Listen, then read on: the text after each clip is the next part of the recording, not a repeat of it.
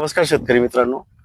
आज आपण बेला सीड्सचा जो तेजस कांदा वाण आहे त्याचा प्लॉट पाहण्यासाठी आपण कळवण तालुक्यातील एकलरी या गावी आलो आहोत.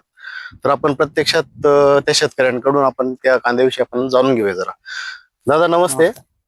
तुमची ओळख सांगा. मी अभि बोरसे, राहणार एकलरी, तालुका कळवण, जिल्हा नाशिक.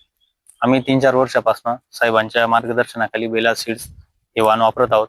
तर दादा आपण बेला सीडचा जो कांदा आहे तेजस वाण त्याची लागवड आपण कधीपासून करत आहे? आम्ही बेला सीड्स वाण जवळपास 3-4 वर्षापासून वापरत आहोत. अच्छा.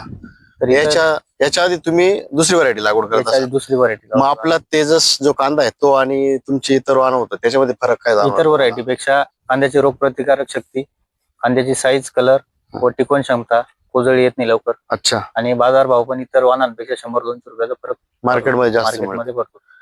तर मग साईज वगैरे कलर मध्ये काही फरक पडतो का? साईज, storage ला? कलर, स्टोरेजला जी साईज आहे तीच टिकून राहते. आणि कलर वगैरे वजन पण चांगल्या पद्धतीने देतात. पत्ती? पत्ती डबल ट्रिपल पत्ती आहे, त्यामुळे अच्छा. problem म्हणजे नाही मग येत. मार्केटमध्ये जेव्हा जाता तुम्ही त्याची क्वालिटी तेव्हा एक जशी समान कलर, आकार, तो एक प्लस पॉईंट राहतो. तर तुम्हाला एकरी ऍव्हरेज किती मिळालं आपलं? एकरी 180 ते 200 क्विंटलच्या आसपास भेटतं अच्छा. सरासरी. अच्छा. तर या वर्षी तुम्हाला कशी अपेक्षा आहे एकरी ऍव्हरेजची? इतर वाहनांपेक्षा जे मागच्या वर्षी जे ऍव्हरेज होतं हो. तेच ऍव्हरेज भेटेल या वाहनाकडनं, अशी गॅरंटी आहे.